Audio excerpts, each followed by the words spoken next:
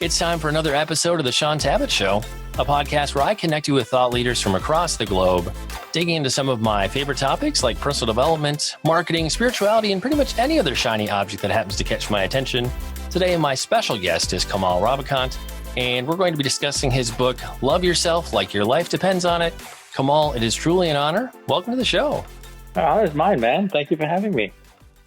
Now, this is the part of the interview where I typically ask an author to share their origin story, but when I get to talk to a guest who's widely known, people have heard your bio a million times, I take it in a slightly different direction. So if we bumped into each other on an elevator, if we ran into each other in the line at a coffee shop, I might turn around and say, "Hi, I'm Shaun. I work in the publishing industry. Who are you?" How would you respond? How would you return my greeting? Well, if I find out you work in the publishing industry, I would obviously tell you I'm an author, and I've written nonfiction books and I've written a novel. But that's one of the things I do. I run a venture capital firm in Silicon Valley where I invest in startups. I've been in the US Army. I was an infantry soldier in the 10th Mountain Division. I've worn a few different hats. Yeah. But the main thing is I write books that are about human truths, that are fundamental human truths from my life experience. And I found that, I'd like to say I write books that change lives. And I found that mine do. It's just been pretty remarkable to be able to experience that, to see the impact of your words on people. Since we're talking about the new edition of your book, I'd love to start with maybe a bit of that story behind the original edition of Love Yourself Like Your Life Depends on It. Would love to hear a little bit about why you originally even started going down the path of writing it. And then tell us, what did it take for you to overcome your hesitancy to publish it and put it out in the marketplace? There was a bit of a hurdle for you to get past there. Yeah, you've done your homework. So I've been building startups in Silicon Valley since the late 90s, since the dot-com boom. And while I was building startups, I was also teaching myself the craft of writing. I wanted to write the great American novel, like fiction. I fell in love with Hemingway. And I just Hemingway was the father of modern American literature, just this clean, clear prose. And I just studied him obsessively. So I'd be building companies during the day, and then nights and weekends, whenever I had time off, I'd be reading him, underlining, trying to see how he does a comma, how he does a phrase, studying, writing books, and sending them off to publishers and agents and getting rejection letters and just collecting rejection letters, and getting depressed for a month or two and saying, okay, I'm going to be a better writer. And a year later, send another manuscript, get a better rejection letter. And so this continued for a while. In the meantime, I had a career in Silicon Valley, and then I was building this company that I self-funded for many years. And I was doing well, and I had taken funding on, and the whole thing blew up, and I lost everything, like every single dime. I was making payroll off credit cards. It's a common entrepreneur story, more common than not, actually, right? But in it, my sense of self was tied into it, and I fell apart. And I lost everything, and a bunch of things happened. It was like, everything just starts to just circle down the drain. And I was in a really, really bad place one night. And I just decided, I'm going to get out of this or die trying. And I remember getting out of bed, just being so miserable, just like no more, like that moment in Gone with the Wind where she goes at the end, as God is my witness, I will never go hungry again. She's not going to go hungry again. That kind of gumption inside.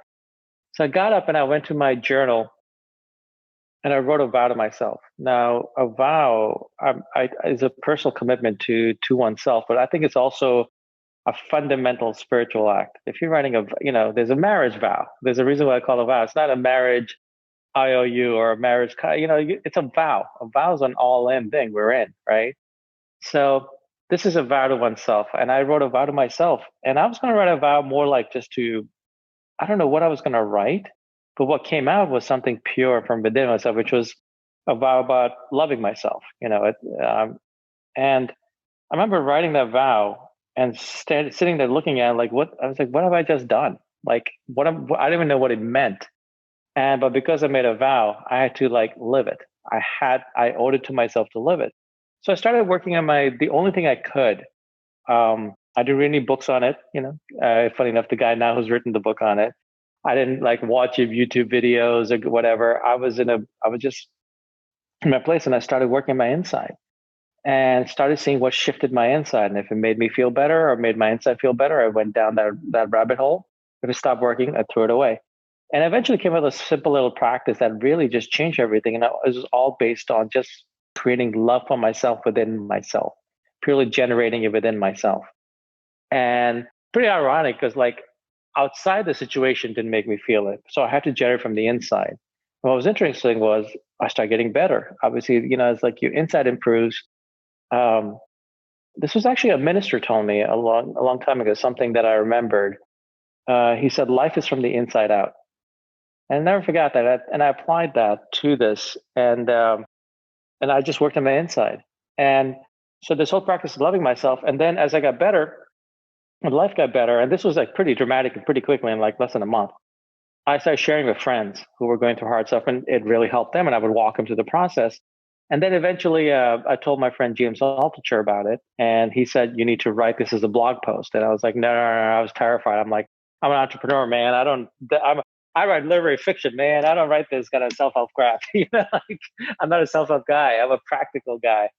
And so I kind of made almost like a little bet with him. Like I read a little book on it. And if he liked it, I put it out there more just so I didn't have to explain it again to people. And I just thought I would just self-publish it, hand it out to a few friends here and there. Like, here, this is what worked for me. This is what worked for me. I'll put it out. And within a month with no marketing, it was the number one self-help book on Amazon. Thing just took off.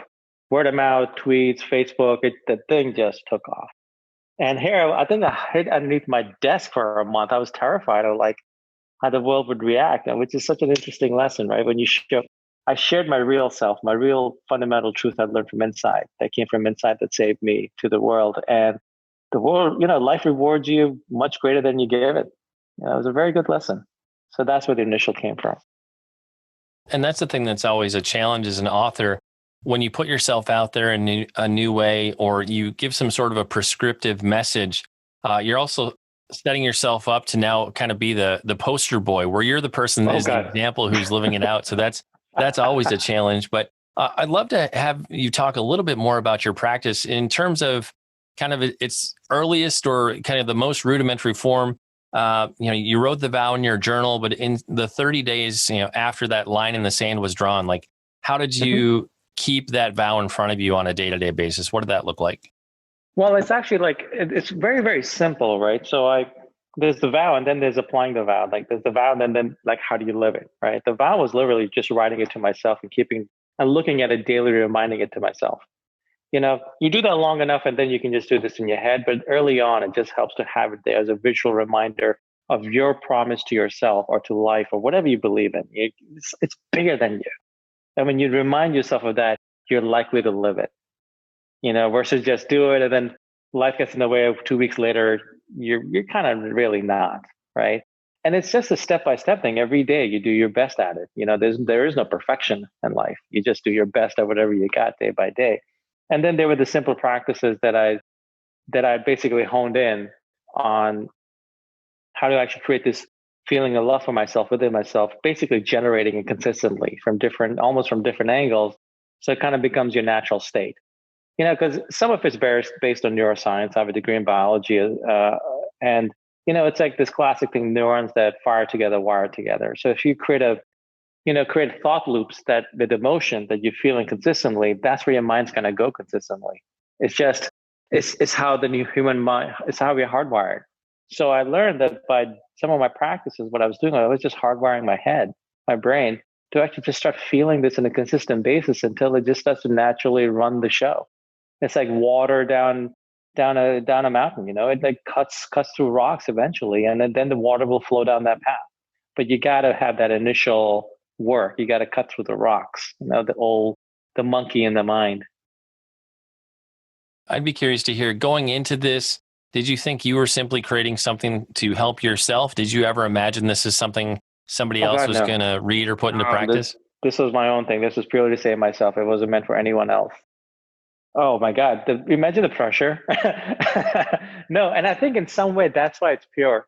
It was purely just for one man, like just one man trying to save himself in a dark place. It's a very human thing. We've all been there. We've all had our dark nights of the soul. And this was one man who caught himself in a dark night of his soul. And what he did to get out of it. And I years ago heard Maya Angelou give a talk, and I'm a huge fan of hers. You know, she was a remarkable writer and poet, and she quoted a Roman author, a Roman poet. You know, so thousands of years ago, and he said that I am a human being, therefore nothing human is foreign to me. And so, like the human condition is the human condition. You could be living under a rock in Timbuktu. It's still the human mind. You're still dealing with the same demons. You're still dealing with the same issues. You know, the scenery is different, right? The issues may look different, but fundamentally it's the same emotions, the same thing. So if we can, what works for one human being, if on the inner game, should work for others. And when I put this out, and I literally, like, the first email I got when I self-published it was from a guy. It was like a half a day later. You know, I put my email in the back of the book. I don't know why, because I didn't know any better. I was just like, hey, if anyone's got questions, email me. So the first email I got, well, I think half a day later, was this. I met him finally 2 years ago, like in person. And we was just like hugging each other.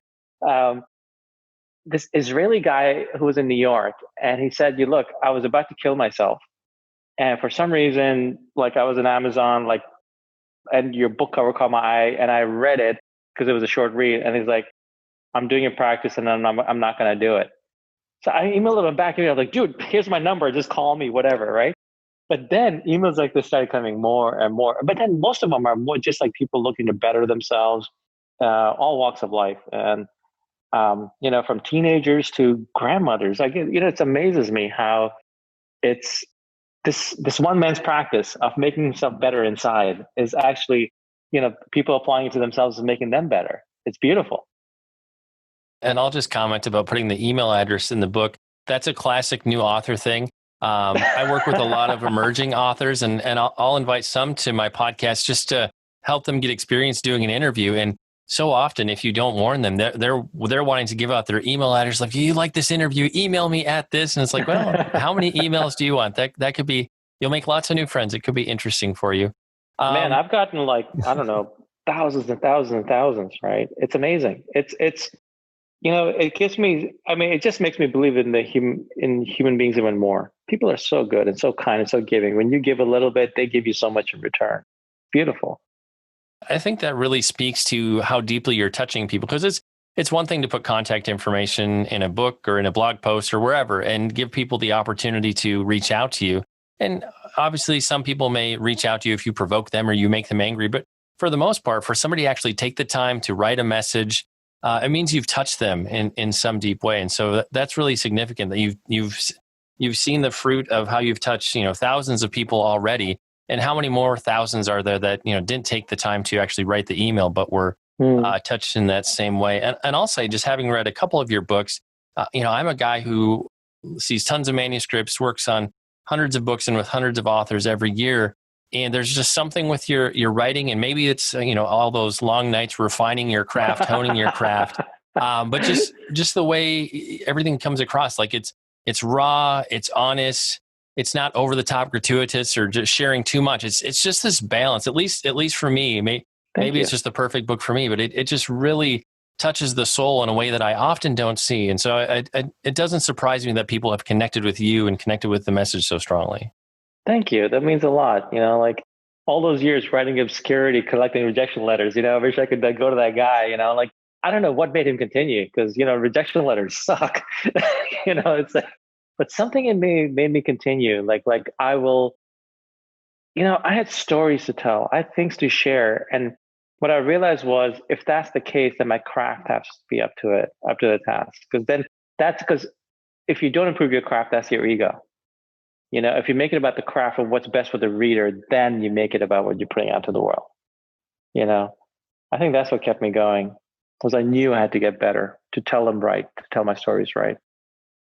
And in terms of the season, I guess you might call it, of kind of rejection letters, were you going at that point to write the great American novel, a work of fiction? Because obviously this is more nonfiction, sort of self-help, if you will. Were you? Did you see yourself just as a fiction writer at that stage? Yeah, I was going to write the great American novel, man. That was my thing. But you know, like that training, allows me to write, I think, in nonfiction in a way that's actually even clearer and purer, right? I'm not a self-help guy. Necessarily, I'm not a self-help author. I find it rather comical, like I'd say I'm just I'm a writer. Who just happens to write self-help, because I've also lived an interesting life. I had life lessons, and I read them into what I write. Yeah. Next, let's jump into kind of I guess you'd say, one of the points or parts of your practice. I'd love to have you just take us a little bit into how you do meditation as you kind of outline it in the book. I know at one point you talk about a length of 7 minutes because it's time to a song that's 7 minutes long. But just in terms of an overview for somebody who just doesn't have a lot of context for what the meditation component of this practice might look like, take us into that. Well, the whole point of this practice is to just layer and again, just a feeling and emotion of love for myself. And in the beginning, let me tell you, it feels fake as heck because we're not used to it. We're not used to walking around feeling this for ourselves. And it's kind of ironic if you love someone, if you have a child, you love the child, you want the child to feel that, you love the child. This is more like giving that to yourself so you can nourish yourself, so you can nourish others, right? And so the meditation I came up with was simply like I listened to a piece of music and that's instrumental that I want to have really good feelings about. And then I close my eyes and this is what I do is when I breathe in, I feel light coming from above, just wherever it is, whatever the light is, whatever you believe light is, light coming from above and just go inside me as my breath. And in that light is love, right? Whatever you feel the love is coming from, it could be yours, it could be bigger than you. In fact, I've used the word bigger than me and a few times to reference to what I think the grander part of, this whole experience is. And you feel that light and love come in. And then when you breathe out, you just let out whatever needs to go, just to go. You breathe in, breathe out. And the music kind of like anchors your mind to the fact that it's time to do this. So like, let's say the 30th time you do this, by the time you turn the music on, your mind will just go there. It's basically creating an anchor. It's very Pavlovian. The dog, salivating when the bell rings. It's like, well, your mind just knows it's got to go to the place of feeling love for itself. And so what's very interesting for me is after a while, you notice that what go in the out breath, in the beginning, it's like just letting go of gunk. Naturally, you start feeling gratitude. Like just thank you. It just comes out naturally. So now imagine the natural cycle that starts happening, light coming in with love and release of gratitude. Light coming in love. You can't walk away from that not being changed. And if you do that daily, it really makes a difference in your inner self, and then makes a difference in your outer self. In terms of kind of in meditation, I'm kind of curious. You mentioned, you wrote your vow in a journal, and you mentioned having a journal a few times throughout the book. In the midst of meditation, in the midst of prayer, sometimes people will talk about kind of their mind wandering. It's kind of like you get that grand idea when you're in the shower with nothing else to do. I'd be curious to hear, like, how do you use a journal, or how do you capture some of the good things that are coming to you in the midst of that meditation process? It's actually something I've learned. Answers to questions come in that meditation, and I've learned to trust them because they come from a deeper place. Look, you're letting in light and love, and you're releasing gratitude. Whatever comes, it'll be like more likely than not from a deeper place, right? I don't stop doing the meditation.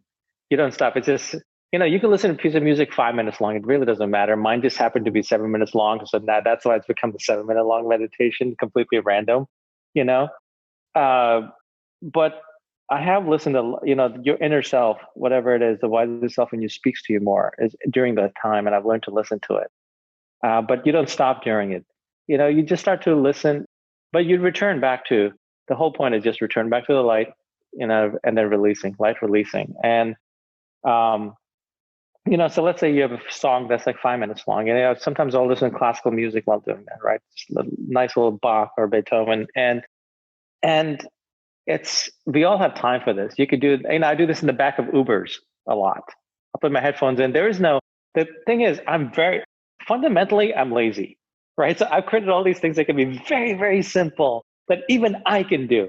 And here's the funny thing. Even I stop doing them. Even I get lazy. And then I show in the updated version of the book about how like the mind kind of returns, it's plastic, just like the body. Like you work out for 10 years or you work out for 10 months, get in awesome shape. Then you spend another 10 months just sitting in front of the TV eating bonbons. What's going to happen? Right? Like it's clear.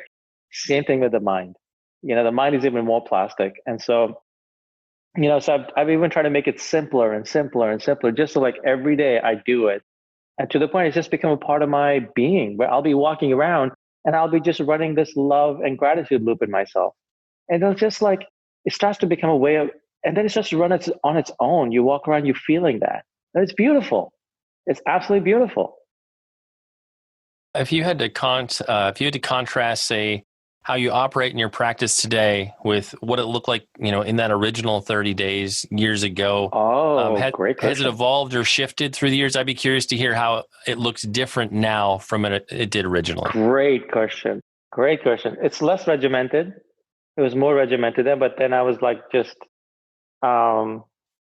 maybe I was more in startup mode back then. It's less regimented, and it's more accepting love than trying to force myself to create it for myself. It's more like allowing it in. It exists. It's more just removing my barriers and letting it flow. But I think sometimes you have to go through that initial fighting through it to get to that. It's like when you start working out, right? Those weights are heavy. They get lighter. The weight didn't change, but it got lighter. You were the one who changed, right? And I think the same happens with the mind. Well, I'd be curious to hear, would you say your capacity to kind of carry or kind of be filled with love has your capacity expanded, or has it just been that you have been shifted and transformed through the years? If you had to try to pick one. Man, you ask good questions. I don't know. I know I'm more capable of it. I think I'm more, it's made me more loving. Even when maybe the other party doesn't, you may say, well, that the person doesn't deserve love. Well, I'm going to be the loving one. There's all these interesting side effects that happen from feeling love for yourself. That's the irony. It doesn't lead to narcissism. It actually leads to more love for others. Another thing that struck me in the book is you talk about dealing with, I think you use the phrase childhood strings, but childhood traumas and difficulties, and also kind of dealing with or connecting with your future self. And I'd love to have you just talk to us a little bit about what might it look like to show love to our childhood self. And, just about anybody you bump in today has had some level of childhood trauma, abuse, all those sorts of things, but also looking forward and showing love to our future self. I thought that was a really intriguing part of the book. Thank you. It's me always playing in my head, trying different things out. And, I shared a little bit of my childhood in the book. Not the reason not being because I want to share my childhood with the world, because, there were parts of it that were not rosy and I don't need the world to know it. But in all those emails I get a lot of people who struggle with childhood stuff, right? And one of the reasons I wrote this is because I want them to know they're not alone, right? That there's no me as a writer. I'm not some special kind of human being, who like, look, here's what I've gone through. It may not be the same detail, but it's not. It wasn't fun. It wasn't good, and I carried trauma from it. And how have I used this practice to actually overcome that, or to help heal myself? Right? It's not a alternative therapy or anything, but it's my own practice. It's making this loving myself, feeling this love for myself as a foundation for my life. How I've used this is literally where I've gone, and when I walk people through in that chapter, like how I do step by step, but literally go back to that child and just give that child love. Whenever I feel that child love of tug, and what I realize is that child tugs in moments when it feels abandoned, and it could be in a heartbreak. Well, I'm an adult now. I shouldn't feel this, but it's actually that child tugging, right? Child feeling abandonment. And so my job as the adult is to take care of that child, or just to give that child love. Because the child, that's what we all needed all along, was to feel love, right? To feel like the full-on love. So that's what I do. And then I realized one day I was doing it. Well, I'm giving it to my past self. Why can't my future self give it to me now? So sometimes I do that, and so one of the things I'll do sometimes is if I have a memory of something that has like traumatic emotion involved with it, I'll, rather than try to run away from the memory or shift it or change it, because you can't. You can't run away from darkness. Darkness is what you do is you cover it with light. So whenever I see that, I'll see little Kamal there, Kamal there. I'll just cover him in a bubble of light and love. What happens after a while is that memory starts to lose its emotional impact. And so now when I start to think about it, I just that Kamal and light and love. It's kind of just like these are, I in the 7 years between when I wrote the initial version and then the expanded version, I've actually gone in and read a lot of, like neuroscience and NLP and all this stuff to look at what exactly was I doing and then how can I make it better. But these are actual things that work in the mind. I don't know how I came up with it. I think I came up with it was in a desperate place. But it kind of shows you that the answers are within us. Like I figured this out, but I'm not the only one. This is just my filter of how to do it. But that practice, I've received emails from people about, and I'll tell you one I received recently, but it was just unbelievable. This woman wrote to me and said, look, I think she was 26. And she said she was molested till ninth grade. And she said that after that, she was sold to a drug dealer by her cousin. And then she became a prostitute. Like it just got, I was like, oh my God. And then she said, I want you to know, like the prostitute was by choice. That's how I felt about myself. And then she said, but she said, but I'm also smart. And you could tell by her writing, she's getting her JD MBA, right? She's like, I guess I'm a straight A JD MBA. But she said, but all the time I walk around just feeling this horror. And she said she used to cut herself all the time. And she described how that felt. And she said, reading this book and then doing the exercise for the child did for me what 11 years of therapy can do. It stopped me from cutting myself. And it blows my mind, right? It's that little thing of just giving ourselves the love that we need all along. Most of us have never been told that look, you can do it for yourself. You don't need to wait for someone to do it for you. You don't need permission. It's been in you all along. Another question related to meditation. Is it ever helpful to meditate about our own death or mortality, just to kind of experience that there is a finiteness to life? I've tried that. I used to do that as a samurai meditation that they used to do that. It does help. It does wake you up.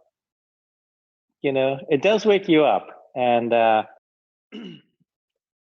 nothing wrong with it. It's in fact, I think a lot of cultures, a lot of spiritual traditions have some version of that, where you have to there's a classic story, I think, Memento Mori, right? Remember your death. It's not going to hurt you. If you can come to terms with your death, that's when you come to terms with your life. That's when you live. Because otherwise, the days just blend into each other. Next thing you know, you're putting things off or whatever.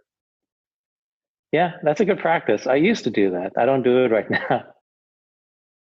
Well, Kamal, we're getting near the end of our time, so we're going to enter into the lightning round of this interview.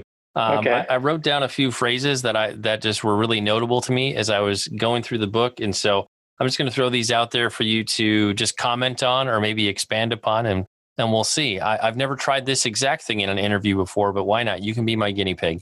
Right. One of the things that stuck out to me, and I've actually heard people attribute this to you in a number of other books I've read. If it scares me, there is magic on the other side.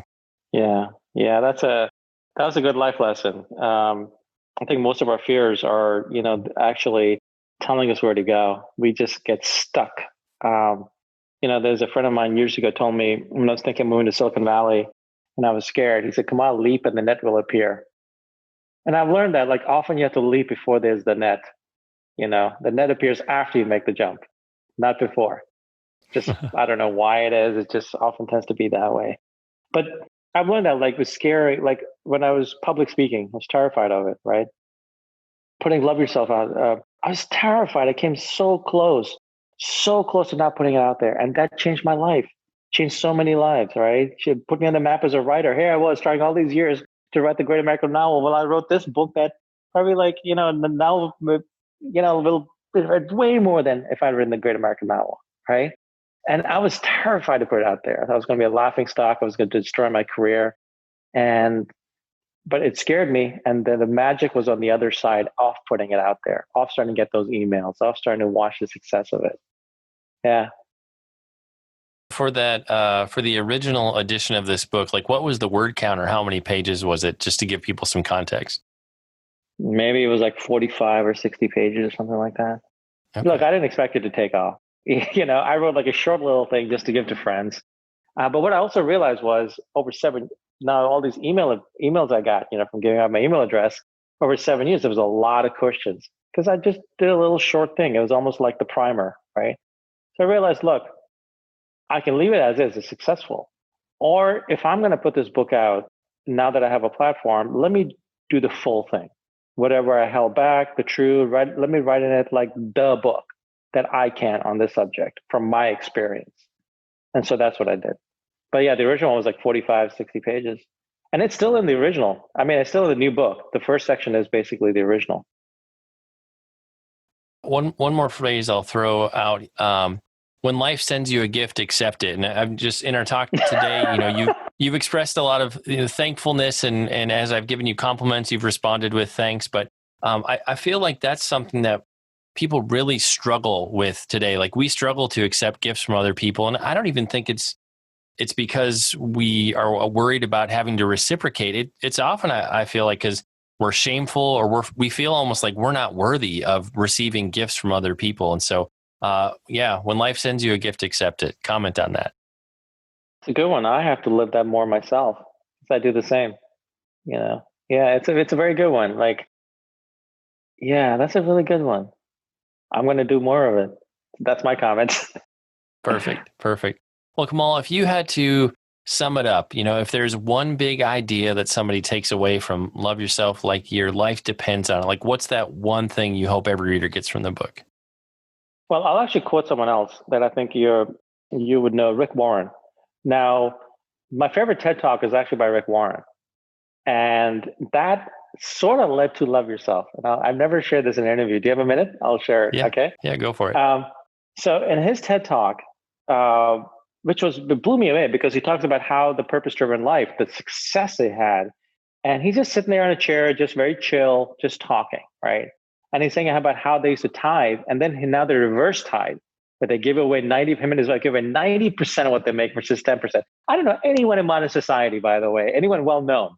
Okay, I'm sure that people who reverse tithe. Like, it blew my mind. And then he talked about at the end, he said, look, everyone's betting on something. He said, I bet on that the Bible is the word of God, and that's what I dedicate my life to. That's what I bet on. You don't have to agree with it. You can have your own bet, but find out whatever you're betting on and go all in. That really struck with me. So the whole thing about making a vow and commitment, and even like when I did the loving myself, it was like, I remember I think I may have watched his talk like a month or two before that, right? It was really, and I was so moved by it. And it was like, this is what I bet all in on it. And it changed my life. So what I would share with people is whatever your thing is, we all have it. Fundamentally what your thing is. Go all in. That's where the magic happens. And speaking of Rick Warren and the purpose-driven life, I mean, I think that came out in my college days when I worked in a Christian bookstore. And, that's the kind of book, as somebody who's in the Christian publishing industry, that's the book that comes out like once every 5 years or once every 10 years, where it's just a phenomenon and a perennial seller. That book still shows up in all kinds of bestseller lists today. So I can see how the economy of that book would allow them to reverse tithe, exactly like you say. But that's amazing, right? Never heard anyone doing that. That was an unexpected twist to our interview today, but I like it. That's what's fun about these. I never know where the conversations are going to go. I'm always curious, Kamal, when somebody gets a chance to revisit a work, expand it, maybe add things they weren't able to put in the book the first time around.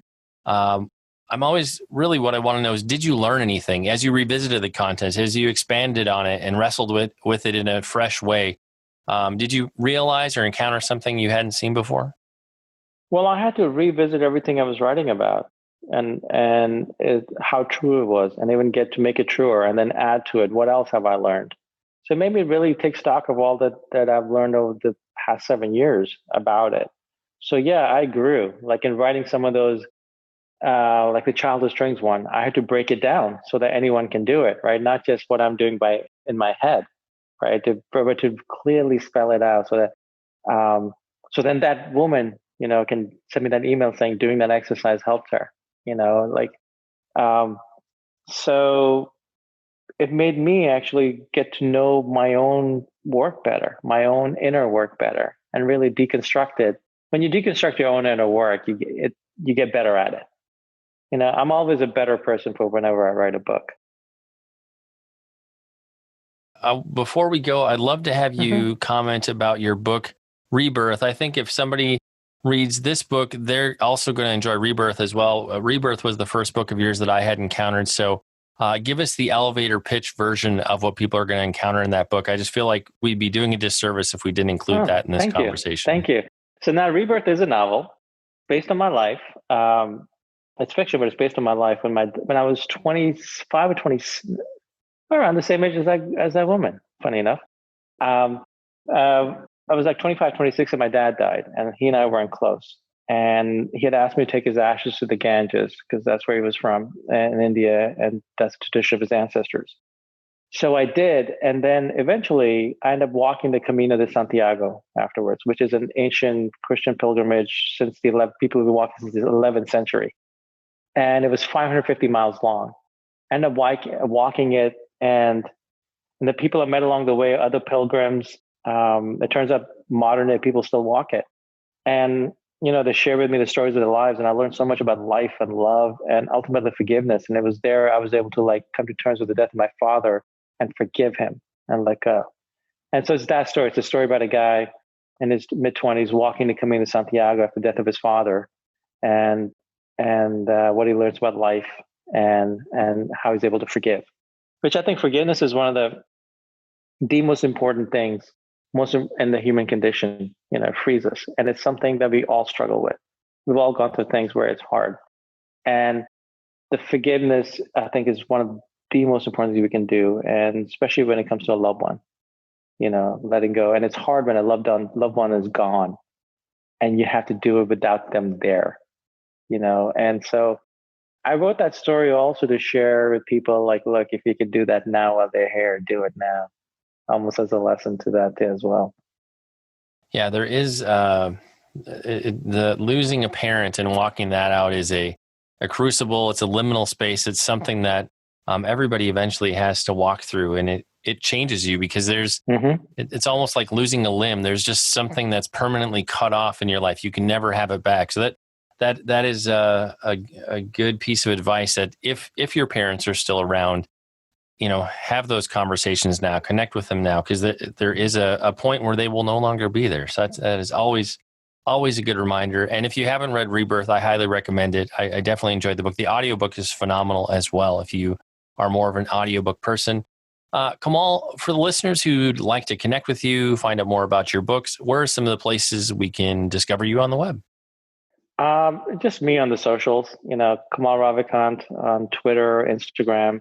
I'm pretty lazy on Facebook, Kamal Ravikant, so you'll have to spell it, but Google, you'll misspell it, but Google will fix it for you. So, just the usuals are Amazon, and obviously my email is in all my books. And if you read them, email me. Well, and like we do with every episode, we'll have detailed links in the show notes, places where you can connect with Kamal and pick up copies of his book as well. It's time to bring this episode of the Shaun Tabatt Show to a close. Many thanks for being a part of my conversation with Kamal Ravikant. Once again, our book today was Love Yourself Like Your Life Depends on It. Again, if you want to connect with Kamal, be sure to look him up on Google, look him up on social media, or if you need a direct place to go, because that's just how you prefer it, head on over to kamal.blog and you can find out some information there. And Kamal, I just want to say thank you so much for sharing with us today. It's been an honor and a joy to have you on the show. Thank you so much, man. It's been the same.